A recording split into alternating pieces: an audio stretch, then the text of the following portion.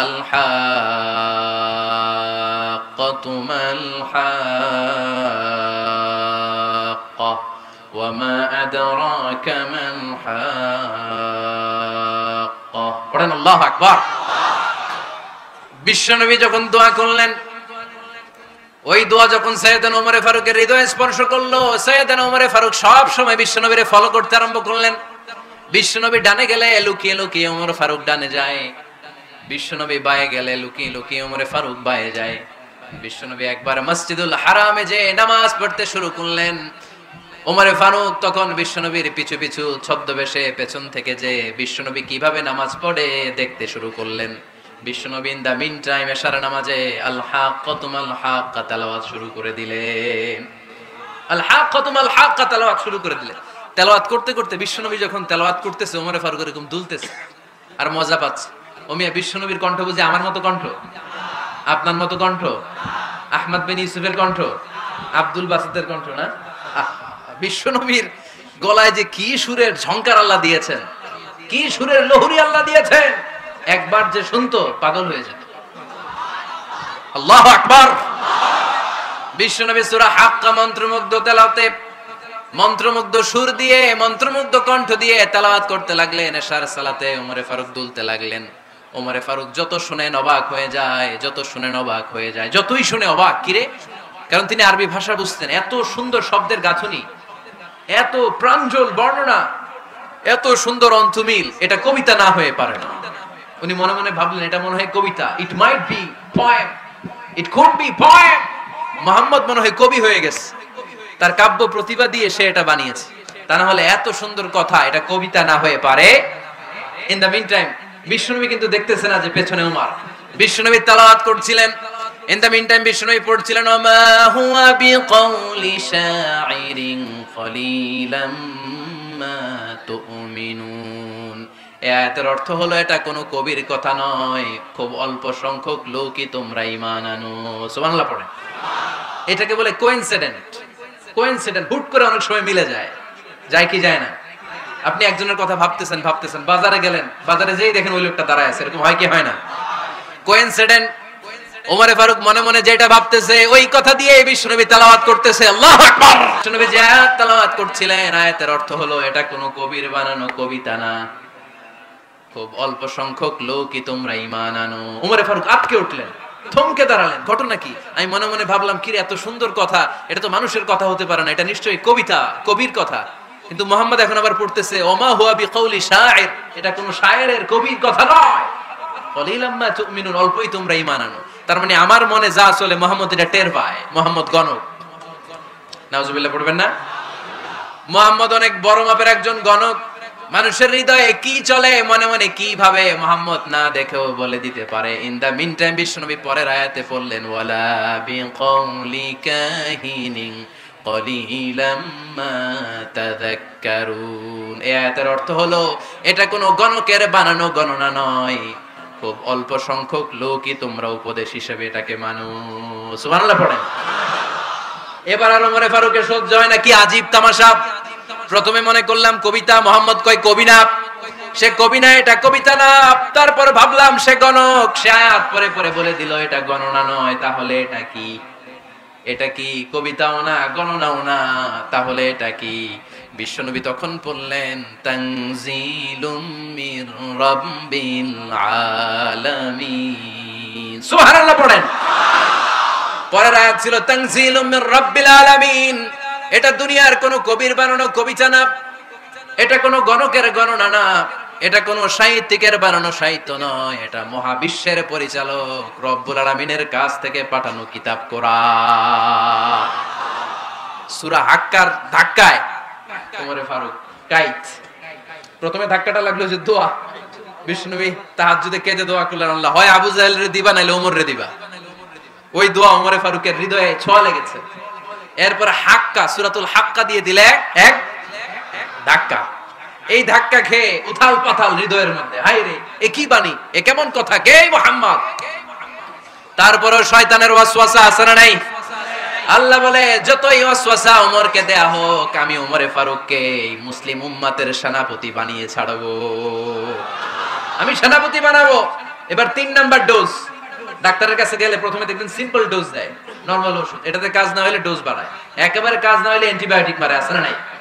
আল্লাহ প্রথমে দোয়ার ছোঁয়া লাগালেন, তারপর সূরা হাক্কা দিয়ে ধাক্কা মারলেন, এরপরে রব্বুল আলামিন বলেন এবার 3 নাম্বার ডোজ সূরা তহা দিয়ে আমি তোমার হৃদয়টারে উজালা বানায় দেব রে ওমর। শয়তান ওদিক দিয়ে ওয়াসওয়াসা, খেলা দুই দিক থেকে চলতেছে। আল্লাহ তাআলা হেদায়েতের রাস্তায় টানছে, শয়তান জাহান্নামের দিকে টানছে। ঘোষণা দেয়া হলো মক্কায়, মুহাম্মদের মাথা কেটে এনে দিলে এত এত স্বর্ণ মুদ্রা দেয়া হবে। ওমরে ফারুক রাজি হয়ে গেলেন, নাঙ্গা তলোয়ার নিয়ে বিশ্বনবীর মাথা কাটার জন্য ছুটলেন। নাউজুবিল্লাহ পড়বেন না? বনু জাহরা গোত্রের এক লোক বলে, আইনা ইয়া ওমর, কই যাও?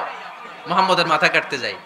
আরে মুহাম্মদের মাথা কাটতে যাও, তোমার বোন ফাতিমা বিনতে খাত্তাব আর তোমার বোন জামাই সাঈদ কদ সাবা, এরা তো ধর্ম ত্যাগ করে ফেলছে, এটা তো আমাদের ধর্ম ত্যাগ করে মুহাম্মাদের ফলোয়ার হয়ে গেছে। আগে ওমর ঘর সামলাও, পরে মুহাম্মাদের মাথা কাটতে যেও। ওমরে ফারুক অবাক হয়ে গেলেন, তলোয়ার নিয়ে বিশ্বনবীর দিকে না যে নিজের বাড়ির দিকে চলে গেলেন। বিশ্বনবীর আপন বোন ফাতিমা বিনতে খাত্তাব, বোন জামাই সাঈদ আর খাব্বাব রাদিয়াল্লাহু তাআলা আনহু তিনজন মিলে সূরা তহা তেলাওয়াত করছিলেন। পড়েন সুবহানাল্লাহ। মক্কায় লুকিয়ে লুকিয়ে দাওয়াত হতো। খাব্বাব রাদিয়াল্লাহু তাআলা আনহু একটা চামড়ার ফলকের মধ্যে সূরা তহার কয়েকটা আয়াত এনে ওমরে ফারুকের বোন আর বোন জামাইকে শিক্ষা দিচ্ছে, ট্রেনিং দিচ্ছে। সুবহানাল্লাহ পড়েন। লুকিয়ে লুকিয়ে ওমরে ফারুক যখন ঘরে চলে আসলেন, এরা তটস্থ হয়ে গেল। সাইয়েদনা খাব্বাব বিছানার তলায় লুকিয়ে গেলেন। ওমরে ফারুক বললেন, দরজা খোলো। ফাতিমা বিনতে খাত্তাব দরজা খোলার পরে নির্মম ভাবে সাইয়েদনা ওমর রাদিয়াল্লাহু তাআলা আনহু বোনের গায়ে আঘাত শুরু করে দিল।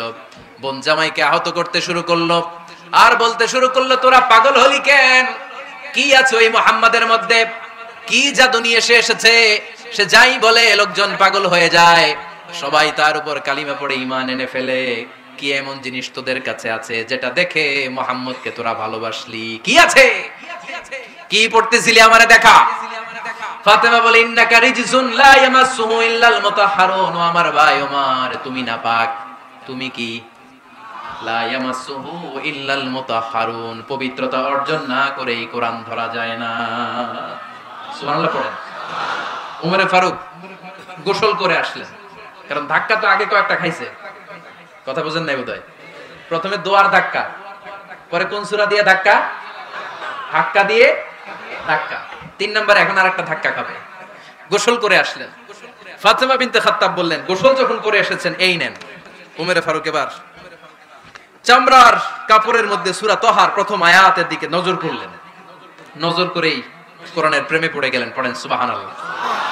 ওমর ফারুক পড়তে আরম্ভ করলেন, তহা মা আনজালনা আলাইকাল কুরআনা লিতাশকা ইল্লা তাযকিরাতাল লিমান ইয়াখশা তানজিলাম মিম্মান খালাকাল আরদা ওয়াস সামাওয়াতিল উলা। সুবহানাল্লাহ পড়েন। উনি পড়তে আরম্ভ করলেন, তহা মা আনজালনা আলাইকাল কুরআনা লিতাশকা, এই কোরআনকে আমি তোমাদের হতভাগ্য জাতি হিসেবে দুনিয়ায় থাকার জন্য পাঠাই নাই। এটা রব্বুল আলামিনের পক্ষ থেকে এসেছে। যারা রবকে ভয় করে তাদের জন্য আছে উপদেশ। যিনি আকাশ বানিয়েছেন, জমিন বানিয়েছেন, ওই আল্লাহ তাআলা নিজেই এই কোরআন পাঠিয়েছে। আওয়াজ করে পড়তে হবে, আল্লাহু আকবার। উনি খুব ভালো আরবি জানতেন। সূরা তহা পড়ার পরে আর ধৈর্য ধারণ করতে পারে না। ওমর ফারুক ছোট্ট বাচ্চার মতো কান্না শুরু করে দিলেন। আল্লাহু আকবার। সূরা তহাটা হাতে নিয়ে, তলোয়ারটা হাতে নিয়ে বিশ্বনবীর দিকে ছুটতে আরম্ভ করলেন। আইনা মুহাম্মদ, কোথায় মুহাম্মদ? তোমরা আমাকে মুহাম্মাদের কাছে নিয়ে চলো। বিশ্বনবী তখন সাফা পাহাড়ের পাদদেশে দারুল আরকাম ইবনে আলকামের ঘরে লুকিয়ে লুকিয়ে কোরআনের দাওয়াত দিতেন। ওমরে ফারুককে পাগলের মতো ছুটে আসতে দেখে বিশ্বনবীর চাচা হামজা ইবনে আব্দুল মুত্তালিব বলল, নবী আপনি পালান। ওই যে খাত্তাবের বেটা ওমর আপনাকে অপমান করার জন্য, আক্রমণ করার জন্য তেরে এসেছে। সাহাবীরা বললেন, নবী আপনি পালিয়ে যান, আমরা সামাল দেব। বিশ্বনবী বললেন, না আমি পালাবো না, বরং তোমরা সরে যাও। ওমর ইবনে আল খাত্তাবকে আমার দরবার পর্যন্ত আসতে দাও। আমার তো মনে হচ্ছে ওই যে তাহাজ্জুদের নামাজ শেষে চোখের পানি ছেড়ে যে আমি আল্লাহর কাছে দোয়া করেছি, আজকে আমার ওই দোয়াটা কবুল হতে শুরু করেছে। আমার তো মনে হচ্ছে আমার দোয়া কবুল হবে, আসতে দাও। ওমর ফারুক এসে বললেন, আশহাদু আল্লা ইলাহা ইল্লাল্লাহ ওয়া আশহাদু আন্না মুহাম্মাদান আবদুহু ওয়া রাসূলুহু। আমি সাক্ষ্য দিলাম আল্লাহ ছাড়া কোনো ইলাহ নাই, নিশ্চয়ই আপনি আল্লাহর প্রেরিত বান্দা এবং রাসূল। পড়েন সুবহানাল্লাহ। ওমর ফারুক যখন কালিমা শাহাদা পড়ে মুসলমান হয়ে বিশ্বনবীর হাতে হাত রাখলেন, মুসলিম সাহাবীদের মধ্যে খুশি আর আনন্দের বন্যা বয়ে গেল। মুসলিম হাতে গোনা সাহাবারা আল্লাহর প্রশংসা করলেন। বিশ্বনবী সাইয়েদনা ওমর ফারুককে জড়িয়ে ধরলেন। ওমর ফারুক এবার বিশ্বনবীরে বললেন, নবী গো, আলাসনা আলাল হক, আমরা কি সত্যের উপরে আছি নাকি আমরা ভুলের উপরে আছি? বিশ্বনবী বললেন, বালা নাহনু আলাল হক, আমরাই সত্যের উপরে আছি। সুবহানাল্লাহ পড়ে। আলাসনা আলাল হক, নবী আমরা কি সত্যের উপরে নাই? হ্যাঁ অবশ্যই ওমর, তুমি সত্যের উপরে আছো। ওমর ফারুক বললেন, তাহলে ফাফিমাল ইখতিফা, তাহলে লুকায় লুকায় আর দাওয়াত দেব কেন? আমি তো কালিমা পড়ে ফেলছি, আসেন আমার সাথে বের হই। ফাফিমাল ইখতিফা, আর লুকায় লুকায় কেন? আসেন আমরা বাইরে বের হই। বিশ্বনবী বললেন, ওমর এটা মাক্কি জীবন, এখানে আমরা একটু গোপনে গোপনে দাওয়াত দিতে চাই। ওমর ফারুক বলে, না, আমার দায়িত্ব, আমি একটা মিছিল দিতে চাই নবী। আল্লাহর নামের তাকবীর দিতে দিতে দারুল আরকাম থেকে শুরু করে মসজিদুল হারাম পর্যন্ত একটা মিছিল দিয়ে আমি মক্কা কাঁপাইয়া দেব। অনুমতি দেন। বিশ্বনবী দিতে চায় না। ওমর ফারুক অনেক বুঝানোর পরে স্বল্প পরিসরের একটা অনুমোদন পাওয়া গেল বিশ্বনবী সাল্লাল্লাহু আলাইহি ওয়াসাল্লামের কাছ থেকে। কিন্তু মিছিল যে দিবে, মিছিলের জন্য লোকের দরকার আছে না নাই?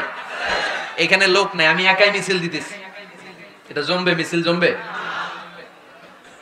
খুঁজে উনি 11 জন মুসলিম সাহাবা পেলেন। কয়জন? ওমর ফারুক বললেন, 11 জনই সই। এই 11 জন নিয়ে আমি আল্লাহর নামের তাকবীর দেব। 2 লাইন করলেন। কয় লাইন? 2 লাইন। পেছনে 6 জন, আর এই লাইনের নেতা বানালেন বিশ্বনবীর চাচা হামজাকে রাদিয়াল্লাহু তাআলা আনহু। আর সামনে 5 জন, তার আগে দাঁড়ালেন উনি নিজেই। তাহলে 6 6 12। বললেন, এই 2 লাইনই আমরা তাকবীর দিতে দিতে, বেশি না, এই দারুল আরকামের ঘর থেকে, আপনারা জানেন যে সাফা মারওয়া এখন যে সাই হয়, এই সাফার পাদদেশে ছিল দারুল আরকামের ঘর। উনি বলেন, এখান থেকে ওই যে কাবার গিলাফ দেখা যায়, কাবার গিলাফ পর্যন্ত আমরা এই তাকবীর নিয়ে ওখানে যাব। সুবহানাল্লাহ পড়বেন না? ওখানে উনি দাঁড়িয়ে ছোট্ট একটা ভাষণ দিয়েছিলেন। উনি বলেছিলেন, মান আরাদা আন তাসকুলা উম্মু ওয়া ইয়াতামা ওয়ালাদু ওয়া তারমিলা যাওজাতুহু ফালিয়াসুদ্দানি। খেয়াল করে শুনেন, কান দুইটা খরগোশের কানের মতো খাড়া করেন। উনি এক বাক্যের একটা ভাষণ দিলেন। ভাষণ দিতে জানলে বড় ভাষণ দেয়া লাগে না। এক বাক্যের ভাষণ দিয়ে গোটা বিশ্বকে ঝাঁকুনি মারা যায়। চিল্লায় বলো ঠিক কিনা? ওমর ফারুক এক বাক্যের একটা ছোট্ট ভাষণ দিলেন। মান আরাদা আন তাসকুলা উম্মু, কে আছো মায়ের এই মক্কায়, কে আছো মায়ের বুক খালি করতে চাও? ইয়াতামা ওয়ালাদু, কে আছো বাচ্চাগুলারে, নিজের সন্তানগুলোরে ইয়াতিম বানাতে চাও? কে আছো তারমিলা যাওজাতুহু, নিজের স্ত্রীকে বিধবা বানাতে চাও? ফালিয়া সুদ্দানি, বুকের পাটা থাকলে আমি ওমর রে থামাও। ফালিয়া সুদ্দানি, দেখি মক্কায় কার এত বড় বুকের পাটা। কে আছো মায়ের বুক খালি করতে চাও, সন্তান রে ইয়াতিম বানাতে চাও, স্ত্রীকে বিধবা বানাতে চাও? ফালিয়া সুদ্দানি, পারলে আমারে ঠেকাও। এই বলে উনি আল্লাহু আকবার, আল্লাহু আকবার, আল্লাহু আকবার বলে স্লোগান শুরু করে দিলেন। এক এক স্লোগানে মক্কার মরুজমিন থারথার করে কাঁপতে আরম্ভ করল। এই মিছিল মক্কার কেউ দেয় নাই। মিছিলের আওয়াজ শুনে আবু জাহেল বাইরিস, উতবা বাইরিস, শাইবা, ওয়ালিদ ইবনে মুগিরা সব বের হইছে। কি রে, আমার এলাকায় এত বড় স্লোগান, কার এত সাহস? বের হয়ে দেখে মিছিলের সামনে ওমর। ওমর রে দেখে দিছে এক দৌড়। কারণ ওমরে ফারুককে থামানোর মতো বাপের বেটা মক্কায় দ্বিতীয়টা কেউ ছিল না। আওয়াজ করে বলে ঠিক কিনা? ওমরে ফারুক আল্লাহু আকবার, আল্লাহু আকবার বলে স্লোগান দিতে দিতে মসজিদুল হারামের ভেতরে ঢুকে গেল। কাবার গিলাফ ধরার পরে সেদিন মিছিল থেমেছে। ওই আল্লাহর নামের স্লোগান সেদিন কেউ থামাতে পারে নাই, কিয়ামত পর্যন্ত কেউ থামাতে পারবে না। চিল্লায় বলো ঠিক কিনা?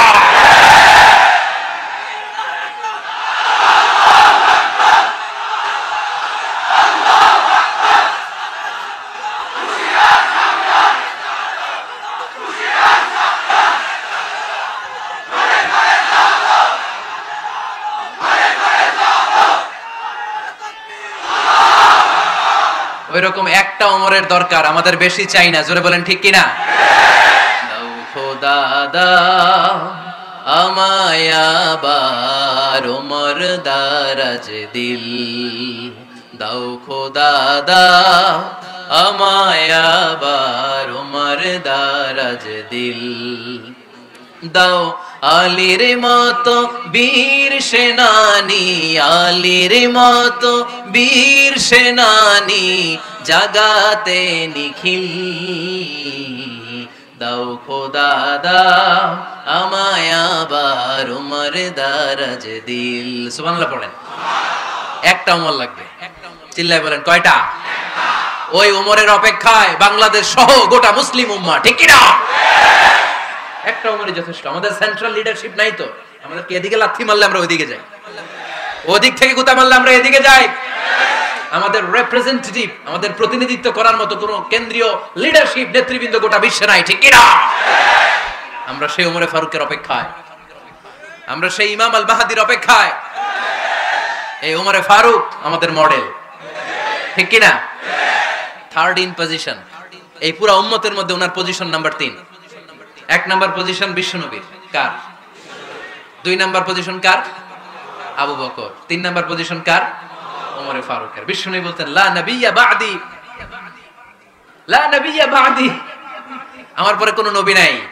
ওয়ালা রাসূলা আমার পরে কোনো রাসূলও নাই আমার নবীর পরে আর কোনো নবী আছে আমার নবীর পরে আর কোনো রাসূল আছে এই যে কাদিয়ানি যে একটা সম্প্রদায় আছে এরা কি মুসলিম নাকি অমুসলিম মুসলিম সম্প্রদায়ের সাথে এদের কোনো সম্পর্ক নাই চিল্লায় বলেন ঠিক কি না এরা যদি মুসলমান হতে চায় আমার নবী দ্য লাস্ট মেসেঞ্জার বিশ্ব নবীকে খাতামুন নবী হিসেবে সংবাদ সম্মেলন করে গোটা বিশ্বকে জানাই দিতে হবে তারপরে তাদেরকে আমরা মুসলিম হিসেবে স্বীকৃতি দিব চিল্লায় বলেন ঠিক কি না তা না হলে তারা কোন ধর্মের এটাকে জানাই দিতে হবে no inferiority complex no identity crisis identity ক্রাইসিসে থাকা যাবে না আপনারা কোন ধর্মের এটা জানাই দেন আপনারা বিশ্ব নবীরও শেষ নবী মানবেন না আবার মুসলিম বলেও নিজেদেরকে ট্যাগ লাগাতে চাইবেন সাধারণ মুসলমানরা এটা এই ধোঁকাবাজি মানে না চিল্লায় বলেন ঠিক কি না আমার নবীর পরে কোনো নবী নাই আমার রাসূলের পরে কোনো রাসূল নাই ঠিক কি না আল্লাহর হাবিব বলতেন লাউ কানা বা'দি নাবিয়্যুন লাকানা উমর তবে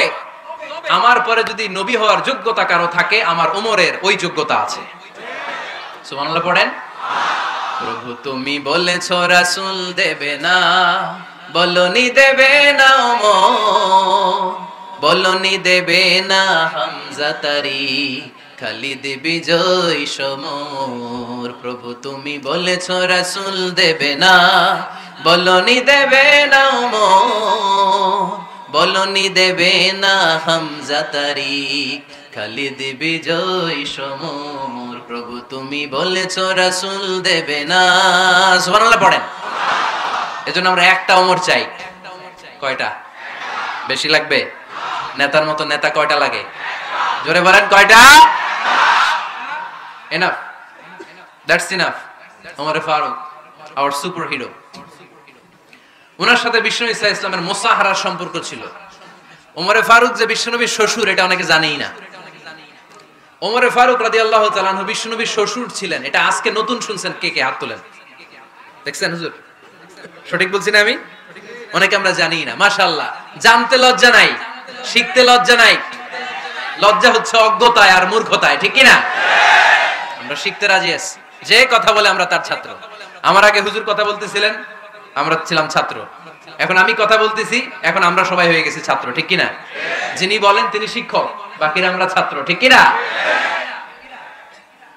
চার খলিফার দুই খলিফা ইসলামের চার খলিফার দুই খলিফা বিশ্বনবীর মেয়ের জামাই আর বাকি দুই খলিফা বিশ্বনবীর শ্বশুর সুবহানাল্লাহ পড়েন সাইয়েদনা আলী রাদিয়াল্লাহু তাআলা আনহু সাইয়েদনা উসমান যুন নূরাইন বিশ্বনবীর মেয়ের জামাই উসমান রাদিয়াল্লাহু তাআলা আনহুর কাছে বিশ্বনবী দুই মেয়েকে বিয়ে দিয়েছিলেন একজন মারা যাওয়ার পরে আরেকজন বিশ্বনবী বলেছেন এরপরে আরেকটা থাকলে ওইটারও বিয়ে দিতাম সুবহানাল্লাহ পড়বেন না দুইজন ছিল মেয়ের জামাই আর দুইজন ছিল শ্বশুর সাইয়েদনা আবু বকর শ্বশুর বিশ্বনবীর স্ত্রী আম্মা জান আয়েশা রাদিয়াল্লাহু তাআলা আনহার বাবা বিশ্বনবীর স্ত্রী আম্মা জান হাফসা রাদিয়াল্লাহু তাআলা আনহার বাবা ছিল সাইয়েদনা ওমর ফারুক চিল্লায়ে পড়েন আল্লাহু আকবার জানো তো না পজিশন না সাইয়্যিদু কুহুলিল জান্নাহ জান্নাতে যত নারীরা যাবে নারীদের সর্দারিনী হবে সাইয়্যিদাতুনা ফাতেমা রাদিয়াল্লাহু তাআলা আনহা এই ফরিদপুরের যত ইয়াংস্টাররা তোমরা যারা জান্নাতে যাবে তোমাদের লিডার হবে সাইয়েদনা হাসান আর হুসাইন রাদিয়াল্লাহু তাআলা আনহুমা। আর বয়স্ক মুরব্বীরা যারা জান্নাতে ঢুকবেন আপনাদের লিডার হবে সাইয়েদনা আবু বকর আর সাইয়েদনা ওমর ফারুক রাদিয়াল্লাহু তাআলা। সুবহানাল্লাহ পড়তে পারলেন না? ওমর ফারুক এটা সাধারণ কোনো ক্যারেক্টারিস্টিক্স নয়, ওনাকে আল্লাহ তাআলা নলেজও দিয়েছেন আবার দিনদারিও দিয়েছেন। আমার যিনি ভাইয়েরা খেয়াল রাখবেন, কোন আলেমের মধ্যে বা কোন নেতার মধ্যে যদি এই দুইটার সমন্বয় আপনি পান, যে তার জ্ঞানও আছে আবার দিনদারিও আছে, he belongs the knowledge and he belongs the তাকওয়া, সে গোটা বিশ্বকে জয় করে ফেলবে। ঠিক কি না? যার মধ্যে জ্ঞান আছে, যার মধ্যে তাকওয়া আছে, তারে কেউ থামায় রাখতে পারে? ওমর ফারুককে এই দুই নেয়ামত দিয়ে ধন্য করেছে কে?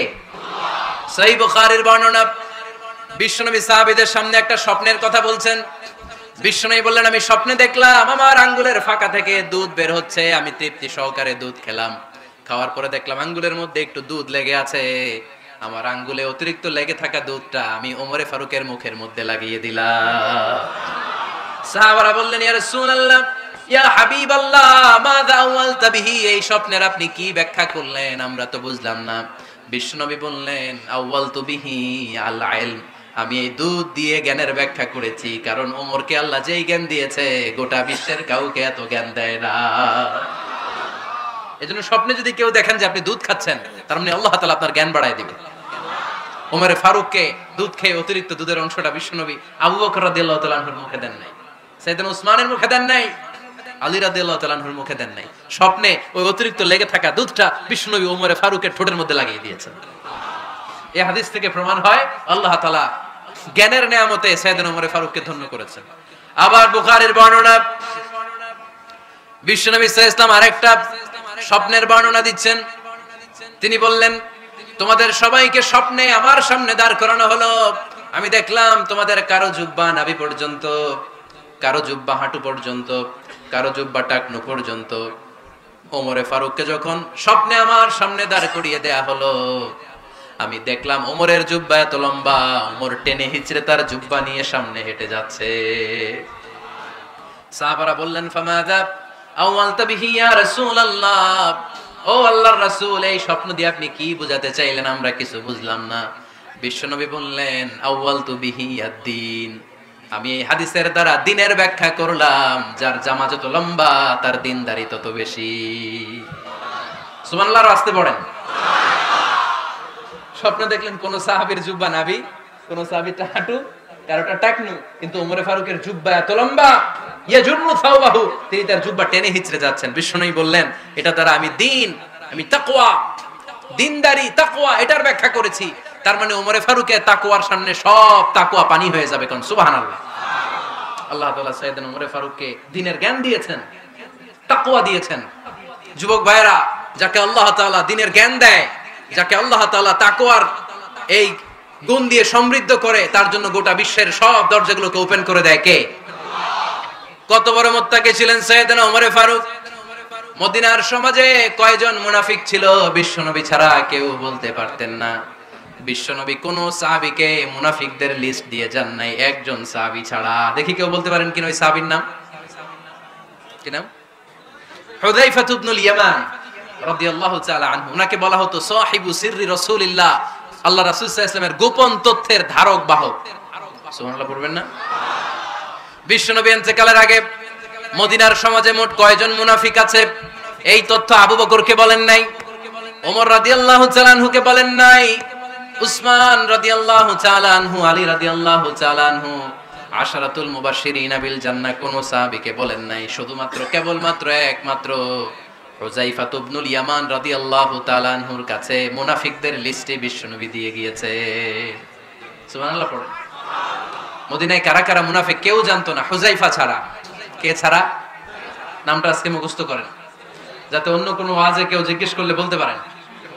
মুনাফিকদের লিস্ট যে সাহাবীর কাছে বিশ্বনবী দিয়ে গিয়েছিলেন, সাহাবীর নাম কি? নাম? নামটা কেমন লাগে? ভালো লাগে?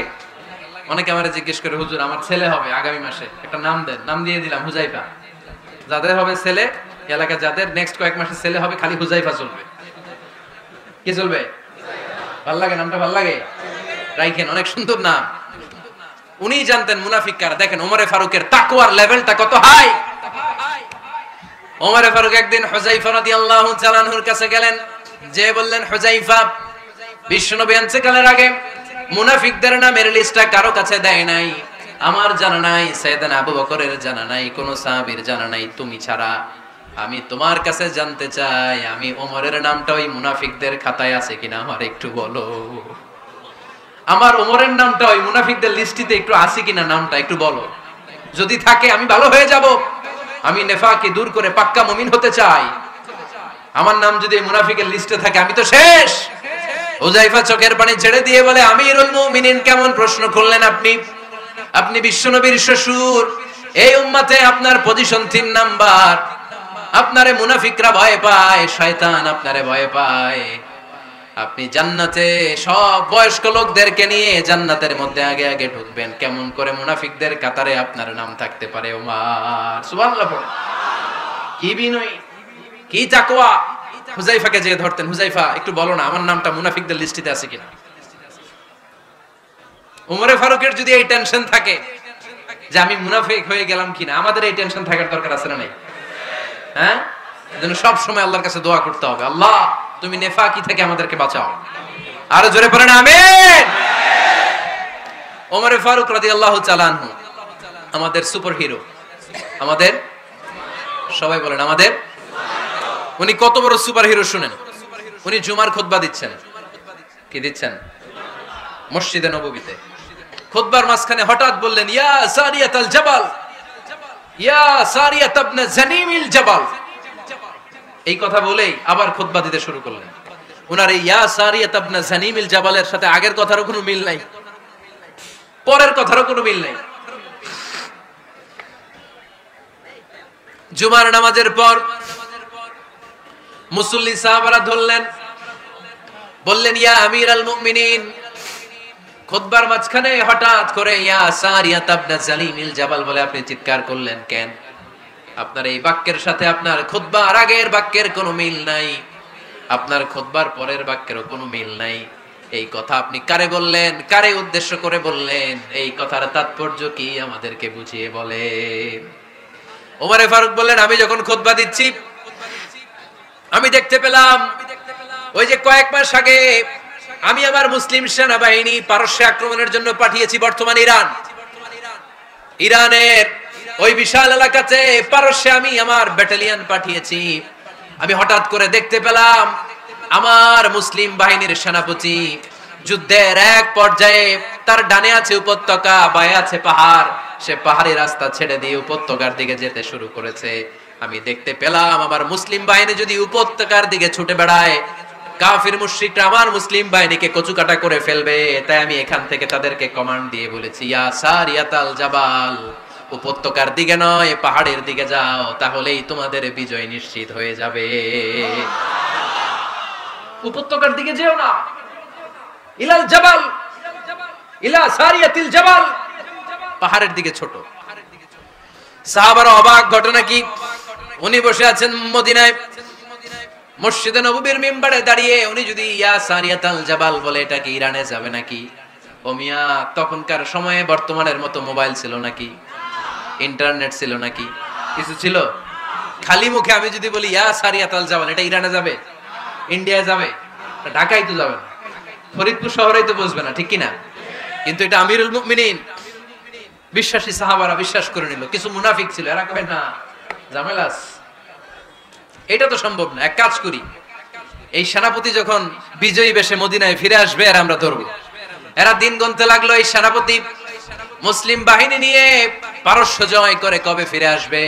এই মুনাফিকের দলগুলো কখনো সেনাবাহিনীকে অভ্যর্থনা জানাতে যেত না, কিন্তু এইবার সবার আগে মদিনার উপকণ্ঠে যে সেনাপতিদেরকে অভ্যর্থনা জানানোর জন্য ফুল নিয়ে রেডি, ফুল নিয়ে দাঁড়ায়। সেনাপতি ঢুকার সাথে সাথে ধরছে, এই সেনাপতি কোত্থেকে আসছে? কয় পারস্য জয় করে আসছি। কয় এমন এমন দিন, জুমার দিন দুপুর বেলা যুদ্ধের মাঝখানে আমিরুল মুমিনিনের কণ্ঠের কোন কথাবার্তা শুনছো নাকি? সেনাপতি অবাক, কয় তোমরা জানলা কেমনে? শুনছি তো। সুবহানাল্লাহ পড়বেন না? আমরা যুদ্ধে একটা ভয়ঙ্কর অবস্থার মধ্যে ছিলাম, পেছন থেকে শত্রু আমাদেরকে আক্রমণ করতে শুরু করে দিল। ডানে যাব না বায়ে যাব, সামনে যাব নাকি পেছনে যাব, রাস্তা খুঁজে পাচ্ছি না। ডান দিকে ছিল আমাদের উপত্যকার রাস্তা, বাঁ দিকে ছিল পাহাড়ি পথ। আমরা সোজা পথ হবে মনে করে উপত্যকার দিকে ছুটতে আরম্ভ করলাম। হঠাৎ করে আমিরুল মুমিনিনের কণ্ঠ বজ্র কণ্ঠে আমার কানের মধ্যে ভেসে আসলো। আমার মনে হলো আমিরুল মুমিনিন কেমন যেন আমাকে কমান্ড দিচ্ছেন আর বলছেন, ইয়া সারিয়াতাল জাবাল, ডান দিকে উপত্যকার পথে নয়, তাড়াতাড়ি পাহাড়ের দিকে সৈন্য বাহিনী নিয়ে উঠে যা।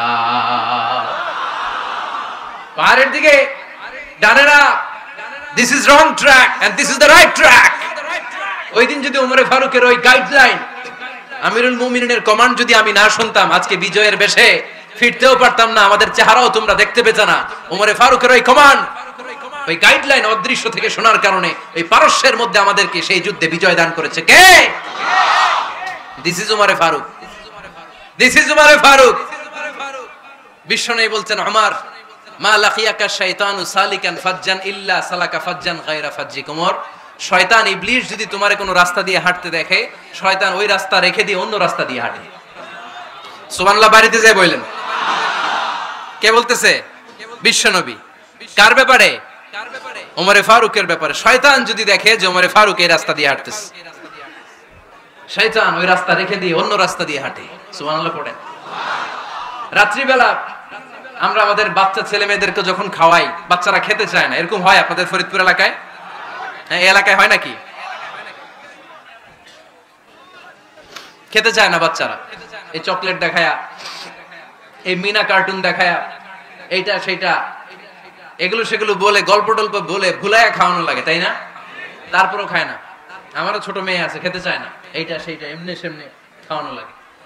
তো শেষে না পেরে মা বাবা বলতে বাধ্য হয়, ওই যে ভূত আসতেছে, ভূত, তাড়াতাড়ি তাড়াতাড়ি খাও, নাহলে যে ভূত ধরবে তোমার। ওই যে বাঘ আসতেছে, বাঘ, তাড়াতাড়ি খাইলে নাহলে বাঘে কামড়াবে। বলি না আমরা? আপনারা কি বলেন? ভূত। আর কি বলেন? হ্যাঁ হ্যাঁ, আচ্ছা, এক এক জায়গায় এক একটা আমরা বলি, ভূত আসবে, বাঘ খাবে, ভাল্লুক খাবে, তাড়াতাড়ি খাও। মদিনাতে যখন ওমরে ফারুক আমিরুল মুমিনিন, মদিনার মায়েরাও বাচ্চাদেরকে খাওয়াতে পারতো না, ছোট্ট মেয়েদেরকে খাওয়াতে পারতো না, খাওয়া নিয়ে যন্ত্রণা করতো। বাচ্চারা যখন মদিনায় খেতে চাইতো না রাত্রি বেলায়, মদিনার মায়েরা বলতো, তাড়াতাড়ি খাও, হা হুয়া ইয়াতি উমর, হা হুয়া ইয়াতি উমর, তাড়াতাড়ি খা, নাইলে ওই যে ওমর আসতেছে, Omar. This is our super hero সাইয়েদনা ওমর ফারুক রাদিয়াল্লাহু তাআলা। শুধু শয়তানি ভয় পেত না, মুনাফিকরাও ভয় পেত, জমের মতো ভয়। শুধু তাই না, আমাদের আম্মাজান বিষ্ণু ইসা ইসলামের স্ত্রীরাও ওমর ফারুককে ভয় পেতেন। সুবহানাল্লাহ কইবেন না? মাঝে মাঝে বিষ্ণু ইসা ইসলামের সাথে আম্মাজান আয়েশার ঝগড়া হতো, হতো না? আপনাদের ফ্যামিলিতে ঝগড়া হয়? হয় না? হয় না? কার কার দেখি? ওরে আল্লাহ, অনেক আল্লাহর ওলি আছে তো এই জায়গায়। ঝগড়া হয় না? কি কথা কয়, ঝগড়া হয় না বলে? বিশ্বনবীর ফ্যামিলিতে ঝগড়া হয়, আপনার ফ্যামিলিতে হয় না? মিষ্টি ঝগড়া। আর ও বিয়েই করে নাই।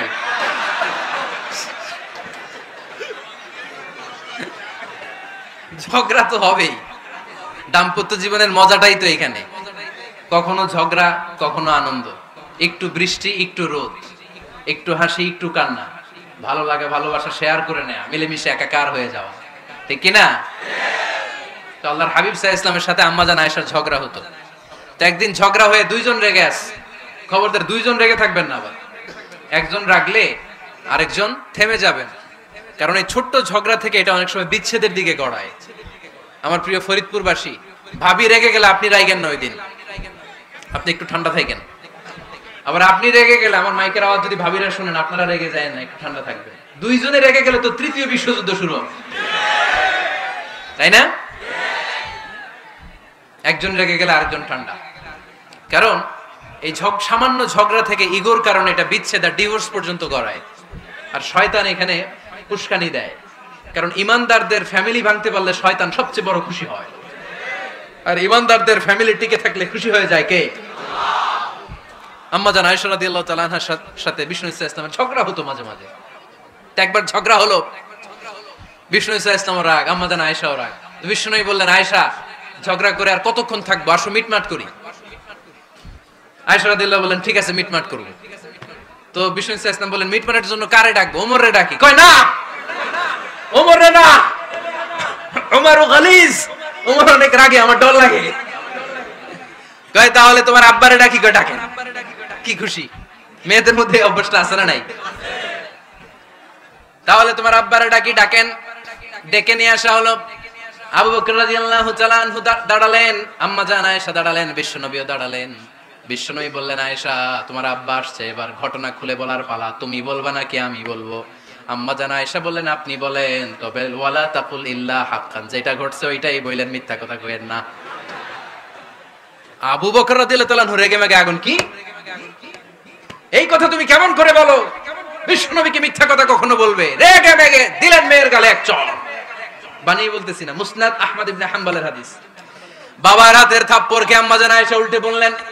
সাইয়েদনা আবু বকর রাগে গড়গড় করছেন, আবার মারার জন্য তেড়ে গেলেন। এবার বাঁচার জন্য আম্মা জান আয়েশা বিশ্বনবীর পিছনে যে আশ্রয় নিলেন, বিশ্বনবী বাঁচানোর জন্য দুই হাত মেলে দাঁড়িয়ে গেলেন। পড়েন সুবহানাল্লাহ। বিশ্বনবী যখন দুই হাত মেলে দাঁড়িয়ে গেলেন, সাইয়েদনা আবু বকর রাদিয়াল্লাহু আনহু থেমে গেলেন। সাইয়েদনা আবু বকর রাদিয়াল্লাহু তাআলা আনহু ঘর থেকে বের হয়ে বারান্দায় দাঁড়ালেন। পড়েন সুবহানাল্লাহ। এবার বিশ্বনবী আম্মা জান আয়েশার কাছে যেয়ে বলেন, ইয়া আয়েশা কাইফা রাআইতিনি আনকাসতুকি মিনার রাজুল, দেখছো কেমনে বাঁচাইলাম? আমি না থাকলে ভর্তা বানাই ফেলতো আজকে। আমি বাঁচাইছি তোমারে, আমি, আমার লগে ঝগড়া করো তুমি। লজ্জায় পড়ে আম্মা জান আয়েশা খিলখিল করে হেসে দিলেন, বিশ্বনবীও হেসে দিলেন। দুইজনের হাসির মধুর আওয়াজ শুনে সাইয়েদনা আবু বকর বাইরে থেকে অবাক, কিরে এতক্ষণ না ঝড় তুফান, এখন দেখি হাসি। সালাম দিয়ে অনুমতি নিয়ে ভিতরে ঢুকলেন। ঢুকে দেখেন আম্মা জান আয়েশাও হাসে, বিশ্বনবীও হাসে। এ হাসি দেখে আবু বকর রাদিয়াল্লাহু আনহু হেসে দিলেন। আরশের উপর থেকে খুশি হয়ে গেলেন কে? এবার সাইয়েদনা আবু বকর রাদিয়াল্লাহু তাআলা আনহু বললেন, ইয়া রাসূলুল্লাহ আশরিকানি ফি সিলমিকুমা কামা আশরাকতুমানি ফি হারবিকুমা। ও নবী, যুদ্ধ লাগলে, দুইজন যুদ্ধ লাগলে মীমাংসার জন্য যেমনি আমারে ডাকেন, এরকম হাসি আর আনন্দের মুহূর্তেও আমারে একটু ডাকেন। আশরিকানি ফি সিলমিকুমা কামা আশরাকতুমানি ফি হারবিকুমা। নবী, আপনাদের মধ্যে ঝগড়া লাগলে সন্ধি করার জন্য আমারে যেমনি ডাকেন, আপনাদের হাসি খুশি আনন্দ খুনসুটি এই মজাদার মুহূর্তগুলোতে আমারে বঞ্চিত রাখেন না, আমার একটু ডাকেন। সুবহানাল্লাহ পড়েন। এই মুসনাদ আহমদ ইবনে হাম্বলের হাদিস শোনার উদ্দেশ্য হচ্ছে, বিশ্বনবী প্রথমে ওমর ফারুকের নাম বলেছিলেন। সাইয়েদনা আয়েশা বলে, না আমি ডরাই। হাইবাত, দিস ইজ কল্ড হাইবাত ওমর। একবার বিশ্বনবীর সব বিবিরা ধরলেন, ও নবী আমাদেরকে এটা দেন, ওইটা দেন, ঘরে এটা নাই, ওইটা নাই, ওইটা নাই। বিশ্বনবীকে, আমার কাছে কিছু নাই, যদি এমনি আমার বউ হয়ে থাকতে চাও থাকো, তাহলে যা, তা না হলে যা লাগবে কিনে দেব, সাথে সাথে তালাকও দিয়ে দিব। কিছু দিতে পারবো না, আমার নাই তো, সামর্থ্য নাই। কিন্তু বিবিরাও ছাড়া না, এটা দেন, ওইটা দেন। বিশ্বনবী রহমতের নবী, বিবিদেরকে বুঝাতেও পারেন না। বিবিরা আবদার করতেছে, নবী এটা লাগবে, ওইটা লাগবে। ইন দ্য মিন টাইম বিশ্বনবী একজনের সালাম শুনতে পেলেন। কে যেন দরজায় দাঁড়িয়ে বলতেছে, আসসালামু আলাইকুম। বিশ্বনবী দরজার দিকে তাকালেন, তাকিয়ে বললেন, ওয়া আলাইকুমুস সালাম। আর বুঝতে পারলেন এটা আমার ওমরের সালাম। সালাম দেওয়ার পরে বিবিদের দিকে তাকায় দেখে একজন বিবিও নাই, সব অন্দর মহলের ভিতরে দৌড়। সুবহানাল্লাহ পড়তে পারলেন না? This is our super hero Omar. এরকম ওমর একটা লাগবে, চিল্লায় বলেন কয়টা? একটা ওমর গোটা বিশ্বকে সোজা করে দিবে। একটা ওমর সবল আর দুর্বলের সব পার্থক্য দূর করে দিবে। মাজলুমের উপর জালিমের অত্যাচারের অবসান ঘটায় দিবে। গোটা বিশ্বটাকে সাম্য, মৈত্রী, ভালোবাসার ইনসাফ দিয়ে পরিপূর্ণ করে দিবে। সেই ওমরের অপেক্ষায় আমরা। নিজের ছেলেকে 80টা বেত মেরেছেন। কয়টা? 80টা বেত মেরেছে। এই ব্যাপারে অনেকগুলো বর্ণনা পাওয়া যায়। সবচেয়ে সহিহ বর্ণনা হচ্ছে মুয়াত্তা ইমাম মালিকের বর্ণনা। ওমর ফারুক রাদিয়াল্লাহু তাআলা আনহুর ছেলে আব্দুর রহমান মারুফুন বিআবি শাহমা ছিলেন মিশরে। ওখানে নাবিজ খেয়েছিলেন। নাবিজ হচ্ছে আরব দেশের লোকেরা দুধের মধ্যে শক্ত খুরমা রাত্রে বেলা ঢেলে দিত। ঢেলে দিলে সারা রাত ওই খুরমার রসটা দুধের সাথে মিশে দুধটা লাল হয়ে যেত। এটারে সকালবেলা খেত, খুব সুস্বাদু। এটাকে বলে নাবিজ। কিন্তু এটা রাতে ভিজাইলে সকালেই খাইতে হয়, রেখে দিলে আবার একটু সমস্যা হয়। এটা অনেকটা তারির মতো হয়ে যায়, মাতলামি চলে আসে। তো ওমর ফারুকের ছেলে নাবিজ খেয়েছেন, মদ খাননি, নাবিজ। কিন্তু নাবিজ খাওয়াতে সাকরান চলে এসেছে। সাকরান চলে আসাতে এটা যখন প্রমাণিত হয়েছে, আমর ইবনে আল আস রাদিয়াল্লাহু তাআলা আনহু নাকি 80 বেত মেরেছেন মিশরে। কয় বেত? নিয়ম হচ্ছে সবার সামনে, কিন্তু সবার সামনে না মেরে একটু গোপনে মেরেছে। এই তথ্য যখন ওমর ফারুকের কাছে এসেছে, উনি বললেন, না, মারতে হবে সবার সামনে, আলাদা মাল্লা কেন? ও মদিনায় ফিরে আসলে আমি আবার 80টা মারব। মদিনায় ফিরে আসার পরে সাইয়েদনা ওমরে ফারুক ওই আগের 80টারে আর ধরেন নাই, নিজ হাতে আবার 80টা বেত মেরেছেন। এই বেত মারার 1 মাস পরে এই আবু শাহমা ইন্তেকাল করেছে। অনেক ঐতিহাসিক বলে এই বেতের আঘাতে মরেছে, কেউ কেউ বলেছে নিজের রোগের কারণে মরেছে। কিন্তু দিস ইজ দ্য ইনসাফ সিস্টেম অফ উমর। নিজের ছেলে বলে ছেড়ে দেয় নাই। এখন নিজের ছেলে হইলে 7 খুন মাফ, নেতার ছেলে হইলে 10 খুন মাফ, এলাকার মোড়লের ছেলে হইলে 10 খুন মাফ। নো পার্সিয়ালিটি ইন ইসলাম। ইসলামে পার্সিয়ালিটি নাই। আপনি নেতার ছেলে হন, আপনি বিজনেস ম্যাগনেটের ছেলে হন, আপনি যেই হন না কেন, ইসলামের দৃষ্টিতে সবাই সমান। চিল্লায় বলেন ঠিক কি না? বনু মখজুমিয়া গোত্রের এক নারী চুরিতে ধরা পড়ল। সাহাবারা বললেন, নবী, মদিনার সবচেয়ে ভেরি প্রেস্টিজিয়াস এন্ড ডিগনিফাইড ফ্যামিলির মেয়ে, আপনি হাত কাটেন না, কারণ ইসলামের নিয়ম চুরি করলে কি কেটে দাও? বিশ্বনবী বললেন, বলো কি? হাত না কাটার জন্য তোমরা আমাকে রেকমেন্ড করছো? এটা আল্লাহর আইন। পৃথিবীর কেউ রেকমেন্ড করলো শোনার ক্ষমতা আমার নাই, কারণ আইনটা দিয়েছে কে? লাউ কানাত ফাতিমাতু বিনতি মুহাম্মাদিন সারাকাত লাকাতা মুহাম্মাদুন ইয়াদাহা। আরে বনু মাকসুমিয়া মেয়ে তো দূরের কথা, আমার কলিজার টুকরা ফাতেমাও যদি আজ চুরিতে ধরা পড়তো, তার হাত কেটে দিতে আমি 1 মিনিটও দেরি করতাম না। দিস ইজ ইসলাম। এই হচ্ছে ওমরে ফারুকের মানাকিব। এরকম ওমরে ফারুক কয়টা লাগবে? আওয়াজ করে বলতে হবে, কয়টা লাগবে? একটা লাগবে। এই সাইয়েদনা ওমরে ফারুক মদিনার প্রথম চিফ জাস্টিস ছিলেন। সর্বপ্রথম উনার পরামর্শে সাইয়েদনা আবু বকর রাদিয়াল্লাহু তাআলা আনহু কোরআনকে সংকলন করেছেন। আমরা এই যে কোরআন পড়ি 30 পারা, এমদাদিয়া লাইব্রেরির 114টা সূরা, কত সুন্দর সন্নিবেশ করা হয়েছে, এখানে সাজানো হয়েছে। আল্লাহর হাবিব সাল্লাল্লাহু আলাইহি ওয়াসাল্লামের সময় কি এরকম কোরআন ছিল নাকি? ছিল না। খেজুর পাতার মধ্যে, গাছের বাকলের মধ্যে, ওটের বড় হাড্ডির মধ্যে আর পাথরের মধ্যে খোদাই করা কোরআন ছিল। সাইয়েদনা আবু বকরের সময় রাদিয়াল্লাহু তাআলা আনহুর সময় যুদ্ধ হলো, 70 জন হাফেজ সাহাবী ইন্তেকাল করলেন।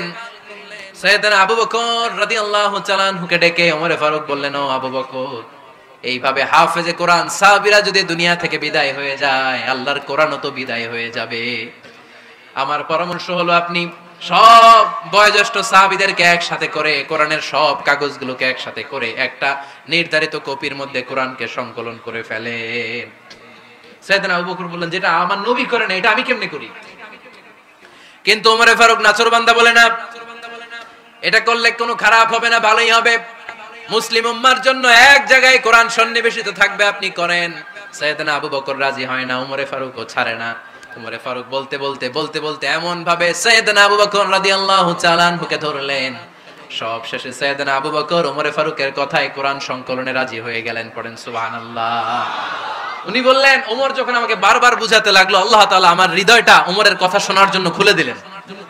আল্লাহ তাআলা কেমন যেন আমাকে ইলহাম করলেন, আবু বকর করো, এই কাজের মধ্য দিয়ে আমি আমার কোরআনকে গোটা বিশ্বে জীবিত রেখে দেব। This is Umar. এই যে আমরা হিজরি সনের যে আমরা গণনা করি, এই হিজরি সনের প্রবর্তক হচ্ছে সাইয়েদনা ওমরে ফারুক। সুবহানাল্লাহ নাই? আপনাদের মনোযোগ আছে না গেছে? কই ঘুমায় গেলেন মনে হয়? তাকবীর দেন তো একজন আওয়াজ করে।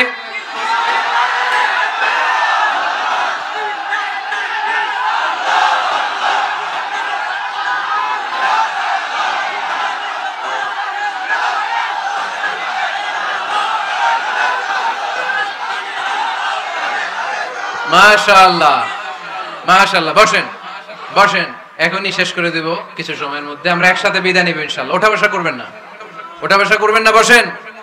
সাইয়েদনা ওমরে ফারুক এই হিজরি সনের গণনা শুরু করেছেন। সাহাবারা বলল, আমিরুল মুমিনিন, খ্রিস্টানদের ঈসাই সন আছে, আমাদের মুসলমানদের কোনো সন নাই। আমাদের একটা সন থাকলে আমাদের জিজিয়া নিতে, আমাদের যাকাতের টাকা উত্তোলন করতে অনেক সুবিধা হবে। ওমর ফারুক বললেন, তাহলে কোন সালকে হিজরি, কোন সালকে মুসলিম সাল হিসেবে আমরা ঘোষণা দিতে পারি? একজন বলল, আমার নবী যেই সালে জন্মগ্রহণ করেছেন ওই সালে। ওমর ফারুক বললেন, না, আমার নবীর জন্ম আমাদের জন্য খুশির দিন, কিন্তু এটা আমাদের জন্য প্রেরণা নয়, প্রেরণা নবীর কাজে, ঠিক কিনা? আরো কিছু সাহাবারা বলল, তাহলে যেই সালে আমার নবী ইন্তেকাল করেছে ওইটারে প্রথম সাল ধরেন। ওমর ফারুক বললেন, না, যেদিন তিনি ইন্তেকাল করেছেন এটা আমাদের দুঃখের দিন, এটা আমাদের প্রেরণা নয়। আমাদের প্রেরণা হচ্ছে বিশ্বনবীর ত্যাগ, তিতিক্ষা আর কাজের মধ্য দিয়ে। জোরে কোন ঠিক কিনা? ওমরে ফারুক বললেন, যেদিন বিশ্বনবী ইসলাম রক্ষায় নিজের মাতৃভূমি ছেড়ে মক্কা থেকে মদিনায় গিয়েছেন, ওই দিনটাকে হিজরি প্রথম দিন ধরে আমরা হিজরি সাল গণনা করে শুরু করে দেব। ওইটাই হচ্ছে হিজরি সন। সেখান থেকে হিজরি সনের প্রবর্তন করেছেন সাইয়েদনা ওমর ফারুক রাদিয়াল্লাহু তাআলা আনহু। এই যে স্টেট গভর্নমেন্ট, এই যে প্রিজন, জেলখানা, ক্যান্টনমেন্ট, সচিবালয়, গণভবন, বঙ্গভবন, মুক্তিযোদ্ধাদের ভাতা, রাষ্ট্রীয় ভাতা, এই সব নিয়ম কানুন সাইয়েদনা ওমর ফারুক তার রাষ্ট্রীয় আমলে তিনি নিজে করেছেন। চিল্লায় পড়েন আল্লাহু আকবার। মুসলমানদের আলাদা কারেন্সি, নিজস্ব মুদ্রা ব্যবস্থা নিজে চালু করেছেন। সৈনিকদের মধ্যে যারা বিবাহিত, প্রতি 6 মাস অন্তর অন্তর 1 মাসের ছুটি কাটাতে তারা ফিরে আসবে, সাইয়েদনা ওমর ফারুক চালু করেছেন। চিল্লায় আওয়াজ করে পড়েন আল্লাহু আকবার। এই যে আমরা 20 রাকাত সালাতুত তারাবি পড়ি রমাদানে, করেন না আপনারা? এটা সাইয়েদনা ওমর ফারুক চালু করেছে। সুবহানাল্লাহ পড়তে পারলেন না? কোরআনে মোট 22টা আয়াত আছে যেখানে সাহাবারা ইনডিসিশনে ভুগছিলেন। বিশ্বনবীর মত একটা, ওমর ফারুকের মত আর একটা। এই 22 জায়গায় আল্লাহ তাআলা বিশ্বনবীর মতের পক্ষে আয়াত নাজিল না করে ওমর ফারুকের মতের পক্ষে কোরআনের আয়াত নাজিল করেছেন। আওয়াজ করে পড়েন আল্লাহু আকবার। এদিকে উঠলেন কেন আপনারা? যারা উঠছেন আমার দিকে তাকান।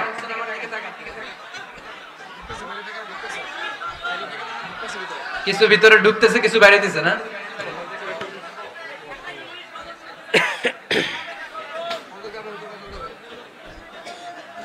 সাইয়েদনা ওমর ফারুক, আমরা সাহাবীদের জীবন চরিত পড়তে চাই না, কত যে অনুপ্রেরণামূলক দৃষ্টান্ত সাইয়েদনা ওমর ফারুক আমাদের জন্য রেখে গিয়েছেন। ওমর ফারুক যখন খলিফা, দিনের বেলায় যদি রাষ্ট্রে কোনো নিয়ম জারি করতেন, দিনের বেলায় জনগণকে কোনো বিষয়ে যদি নিষেধ করতেন, রাত্রে বেলায় খাওয়ার সময় ফ্যামিলি মেম্বারদের সবাইকে বলতেন, এই দিনের বেলা আমি জনগণকে এই কাজ করতে নিষেধ করেছি, তোমরা আমার ফ্যামিলি মেম্বার, খবরদার তোমরা এই কাজ করো না। জনগণ করলে যতটুকু শাস্তি, তোরা করলে পাবি ডবল শাস্তি। সুবহানাল্লাহ কইবেন না? আমাদের নেতারা ওই বাড়ির বিচার করে, ওই বাড়ির মাইয়ার বিচার, ওই বাড়ির পোলার বিচার, নিজের পোলা গাঞ্জা টানে, আছে না নাই? নিজের মেয়ে অপরাধ করে, আছে না নাই? কি নেতা ছিলেন ওমর ফারুক! আগে নিজের ঘর সামলিয়েছেন, আগে নিজেকে সামলিয়েছেন, নিজের ঘর ঠিক করেছেন। বলেছেন জনগণ করলে যত ব্যাদ, তোরা করলে ডবল ব্যাদ। দিস ইজ কল লিডার, ঠিক কি না? এক বাবা এসে বললেন, ওমর ফারুক আমার ছেলে কথা শুনে না, বেয়াদব। ওমর ফারুক ছেলেরে ডাকলেন, বাবা তুমি তোমার আব্বাজানের কথা শোনো না, এটা তো কবিরা গুনাহ। ছেলে বলে, ওমর ফারুক সব দায়িত্ব আল্লাহ ছেলে মেয়েদেরকে দিয়েছে, বাবা মাকে কোনো দায়িত্ব দেয়নি। ওমর ফারুক বললেন, অবশ্যই দায়িত্ব দিয়েছে। তাহলে বলেন আমার বাবার দায়িত্ব কি? উনি বললেন, প্রাইমারিলি প্রথমত 3 দায়িত্ব। আইয়ান তাকিয়া উম্মাহ, পৃথিবীর প্রতিটি বাবার উচিত ছেলেদের মেয়েদের জন্য ভালো মায়ের ব্যবস্থা করা। 2 নম্বরে আইয়ুহসিনা ইসমা, সুন্দর তার একটা নাম রেখে দেয়া। 3 নাম্বার ইউআল্লিমাহুল কিতাব, তার আল্লাহর কিতাব শিক্ষা দেওয়া। এবার ছেলেকে আমার আব্বা 3টার একটাও করে নাই। এবার ওমর ফারুক রেগে গেলেন, বাবার কাঁধে ধরলেন, বললেন তুই ছেলের জন্য বিচার নিয়ে আসলি, তোর 3টা দায়িত্বের একটাও তুই পালন করিস নাই। ছেলে বলে, আমিরুল মুমিনিন আমার মা নর্তকী, আমার মা মাজুসি, আমার মায়ের মধ্যে কোনো আদব কাদব নাই, সুন্দরী দেখে আমার মা রে বাবা বিয়ে করছে, আমার মায়ের কাছ থেকে জীবনে কিছু শিখি নাই। 2 নাম্বার সাম্মানি খানফাসা, আমার বাবা আমার নাম রেখেছে চামচিকা। কি নাম রাখছে?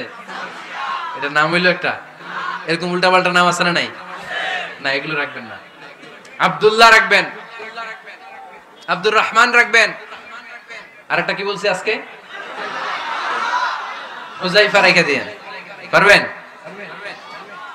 ওয়ালাম ইউআল্লিমনি হারফাম মিন কিতাবিল্লাহ আমিরুল মুমিনিন, শুধু তাই না, আল্লাহর কোরআনের একটা অক্ষর আমার বাবা কোনোদিন আমারে শিক্ষা দেয় নাই। ওমর ফারুক রেগে গেলেন, এবার বাপের কান্দে ধইরা মারতে শুরু করলেন। তুই পোলার নামে বিচার নিয়ে আইছিস, তোরে বাইর দিমু আগে। এরকম নেতার দরকার আছে না নাই? মদিনায় এক লোক তার বউরে রাগের চোটে 100 তালাক দিয়ে দিয়েছে। কয় তালাক দেয়ার নিয়ম? কয়টা দিছে? কয়টা? এবার স্ত্রী কাঁদতে কাঁদতে এসে বলে, আমিরুল মুমিনিন দেখেন, আমার স্বামী আমারে রেগে মেগে 100 তালাক দিছে। ওমর ফারুক বললেন, দইরা নিয়ে আয় এটারে। নিয়ে আসা হলো। ওমর ফারুক বললেন, কয়টা তালাক দিয়েছো? কয় 100টা। কেন দিছো? কয় মাথা গরম আছিল। এরকম আছে না? তালাক দেওয়ার সময় সব তালাক, তুই তালাক, তোর মা তালাক, তোর বোন তালাক, সব তালাক। তালাক দিবে ওয়াইফ রে, দিতেছে সবাই রে। তোমারে ফারুক বললেন দিবে 3টা, 100টা দিলা কেন? কয় মেজাজ গরম ছিল। কয় দাঁড়া, আত-তালাকু মিন শাআইরিল্লাহ, তালাক হচ্ছে আল্লাহর দেয়া বিধানের একটা নিদর্শন, এটা নিয়ে তুই খামখেয়ালি করলি। আমার রায় শোন, আমার রায় হচ্ছে 3 তালাকে তোর বউ তালাক, বাকি 97 তালাক তোর পিঠের উপরে পড়বে। এরকম বিচারের দরকার আছে না নাই? এরকম দৃষ্টান্তমূলক বিচার যদি বাংলার জমিনে দেয়া হতো, আর কোন নারী ধর্ষিতা হতো, আর কোন নারীকে অ্যাসিড মারা হতো, আর কোন নারী যৌতুকের জন্য কান্না করতো? একটা আমল লাগবে, বেশি না। কয়টা লাগবে? তিনি গভর্নর সিস্টেম চালু করেছিলেন, governor system, Islamic state. Bahrain, Yemen, মিসর, কুফা, বসরা, মক্কা, মদিনা, এই 7 জায়গায় 7 জন গভর্নর পাঠিয়েছেন, তাদের থেকে তথ্য নিতেন। এই গভর্নর সিস্টেম উনি বানিয়েছেন। সাইয়েদনা আমর ইবনে আল-আস রাদিয়াল্লাহু তাআলা আনহুকে পাঠিয়েছেন মিশরে। মিশরে একটা দৌড় প্রতিযোগিতা হতো। ওই দৌড় প্রতিযোগিতায় আমর ইবনে আল-আস রাদিয়াল্লাহু তাআলা আনহুর ছেলে অংশগ্রহণ করেছে, কিন্তু এক মিশরি ওই দৌড় প্রতিযোগিতায় চ্যাম্পিয়ন হয়ে গেছে, রানার্স আপ হয়েছে আমর ইবনে আল-আসের ছেলে।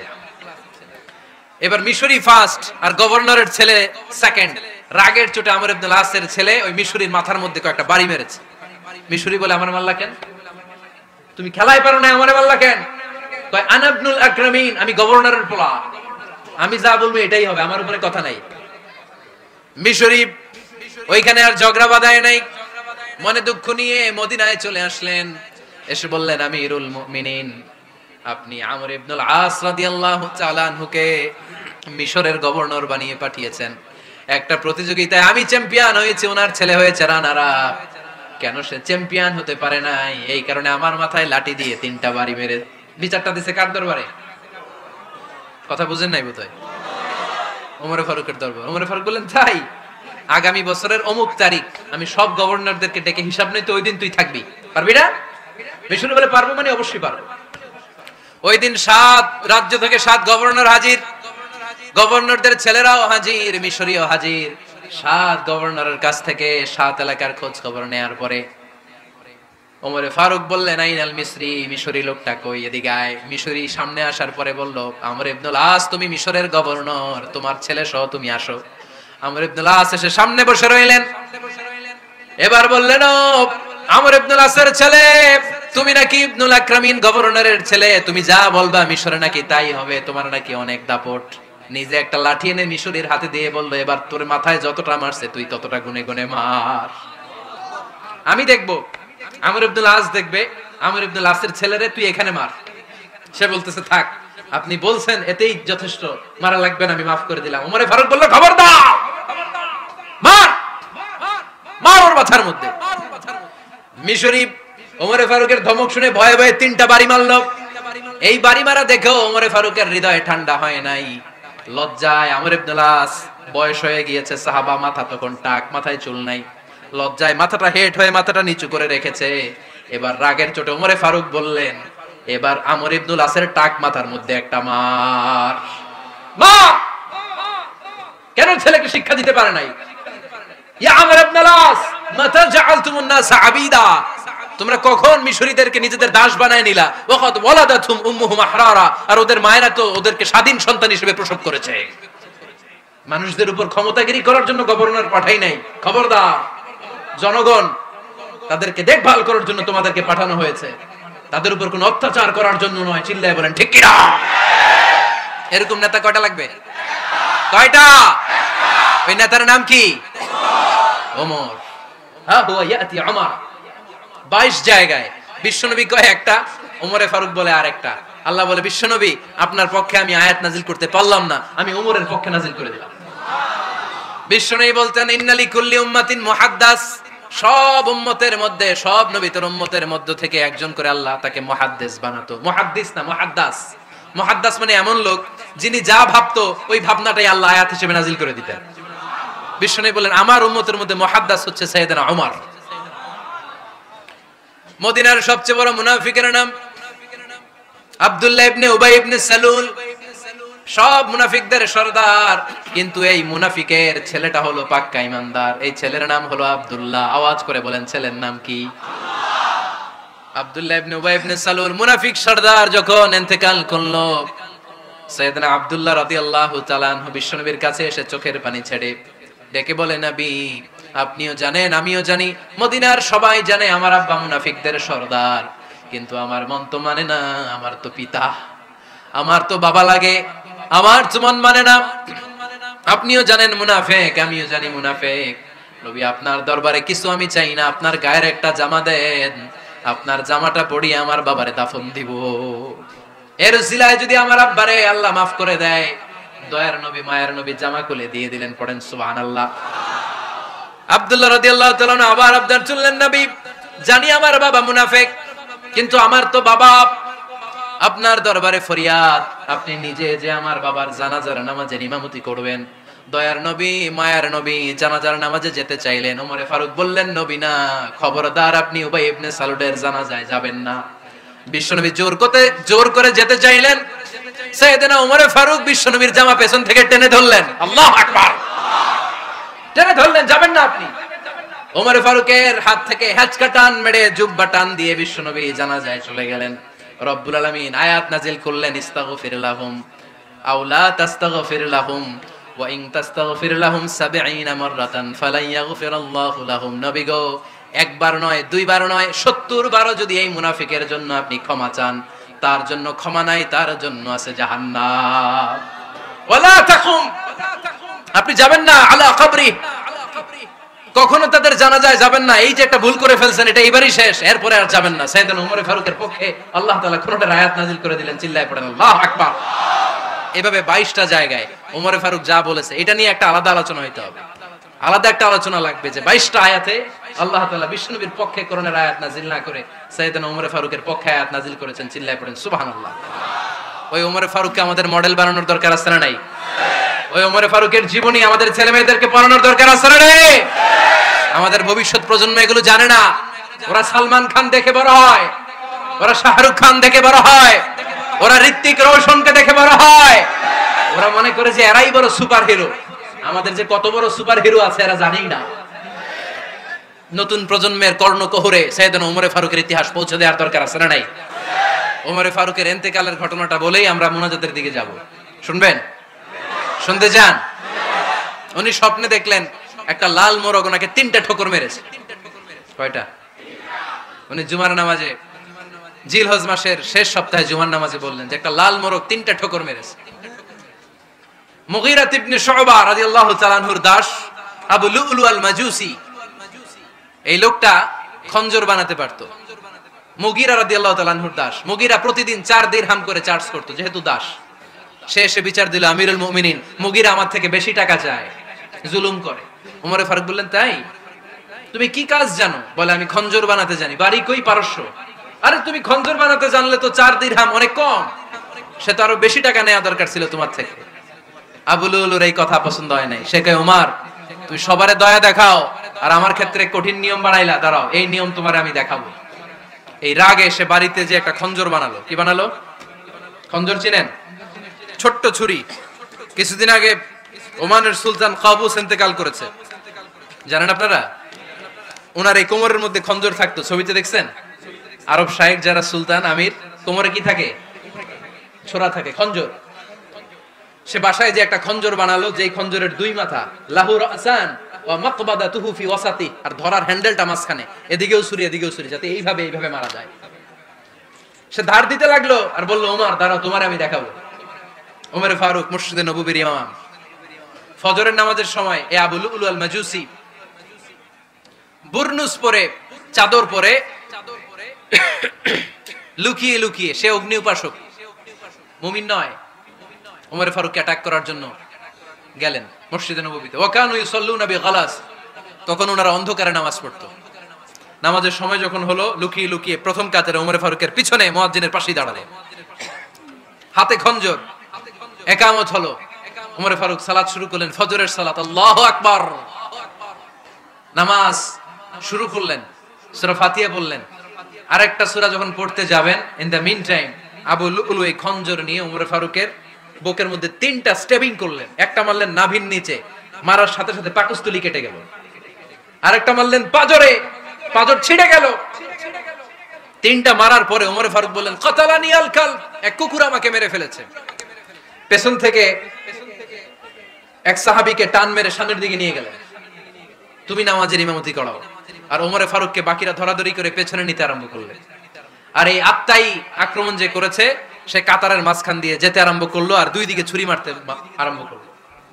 13 জন সাহাবীর গায়ে ছুরি মেরেছে, 7 জন সাহাবা স্পট ডেথ, জায়গায় মৃত্যু।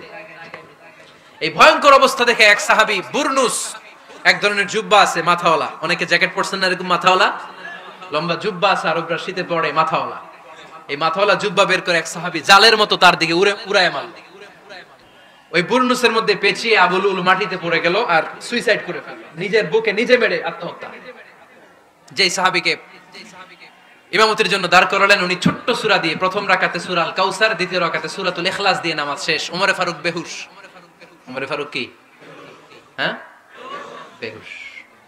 সবাই কান্নাকাটি করতেছে, সবাই দেখতে গেলেন, এখন হুঁশ ফিরে না। মুখের মধ্যে মুখ খুলে রাষ্ট্রের চিকিৎসক মুখের মধ্যে দুধ দিলেন, ওই নাভি দিয়ে দুধ বের হয়ে যায়, পাকস্থলী কেটে ওখান দিয়ে দুধ বের হয়ে যাচ্ছে। তারা বললো ওনারে বাঁচানো সম্ভব না, দেখেন হুঁশ ফিরে কিনা।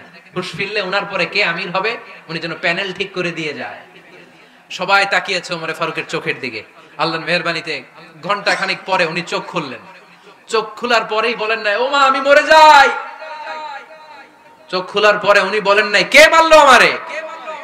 চোখ খোলার পরে উনি বলেন নাই আমার পরে নেতা কে হবে। চোখ খোলার পরে সর্বপ্রথম কথাটি ছিল আসল্লান নাস, আমার নেতৃত্বে যে ফজরের নামাজটা শুরু হয়েছিল এটাকে ঠিকমতো তোরা পড়েছিলি? আমার নেতৃত্বে যে ফজরের জামাত শুরু হয়েছিল সেটা ঠিকঠাক মতো সমাপ্ত হয়েছিল কিনা আগে বল। আসল্লান নাস, নামাজটা হয়েছে কিনা বল। সুবহানাল্লাহ কইতে পারলেন না? This is Omar, hour super hero.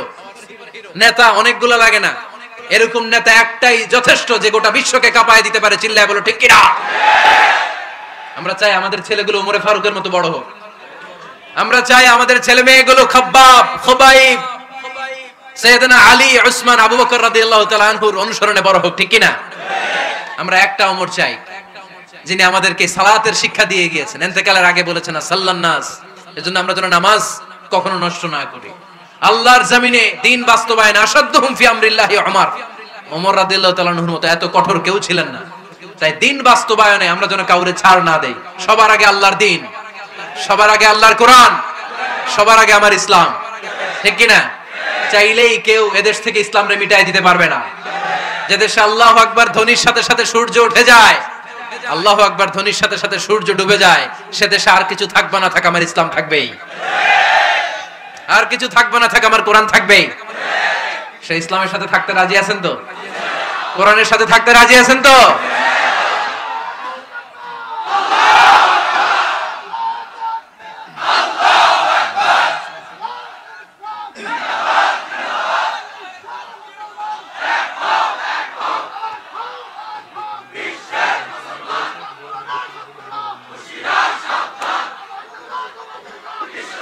আল্লাহ আমাদের সবাইকে কবুল আর মঞ্জুর করে নেয়। আমরা পড়ি আমিন।